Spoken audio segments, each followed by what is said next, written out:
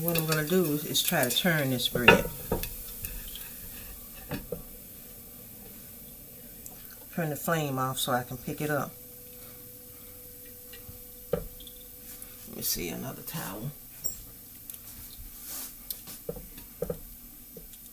Hey Val, why are you doing it like that? Because I don't think I'll be able to pick it up whole.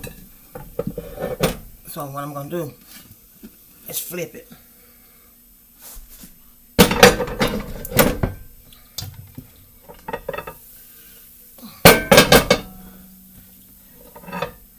And then put it back on there.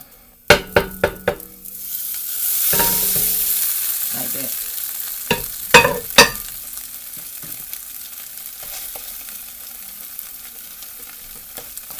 Turn the flame back on. I turn the flame off so I can work with it. And let it fry on this side. And that's how you make a whole cake. A big cake of naan bread. There will be mistakes probably made by trying to keep it big and put it in the skillet. Just reshape it in the skillet and you'll be fine.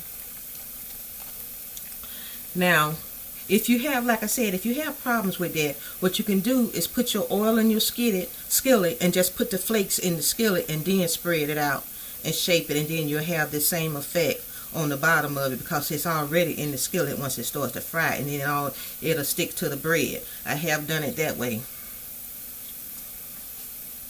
Now I'm going to let this fry, and then I'm going to take it out and cut it for you after it cools. This is still hot. I decided to go put some more butter on it. Like I say, this is your bread. You're able to do it any kind of way that you want.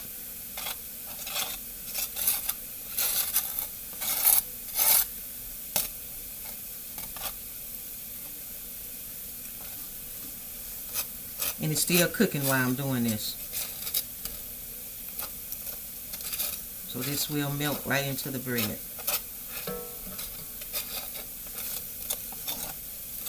Without having to butter it, or without having to melt the butter, just like that.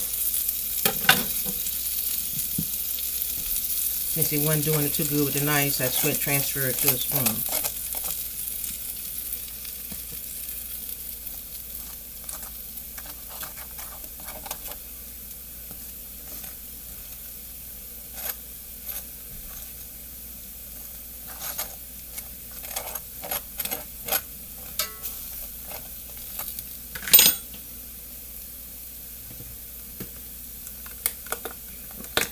Only if you want to, just for appearance sake.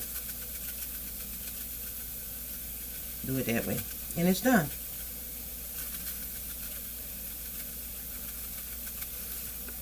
Done deal. Now the butter that's already on the bread is catching on to those flakes that I just put on there, and it's putting more of them into the bread now. And you already have some on the bottom of your bread. And I'm going to check and see what it looks like underneath.